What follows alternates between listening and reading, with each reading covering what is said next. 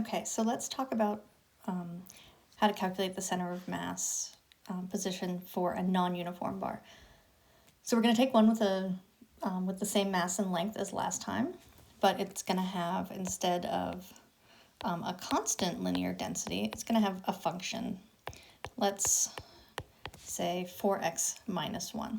All right, so we're going to start.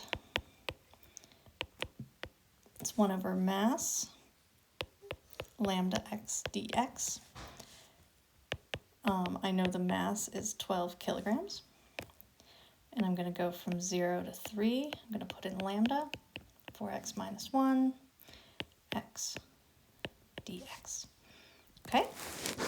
How about I pause and give you a chance there?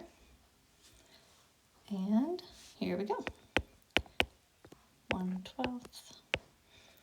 So we take that x and we bring it in.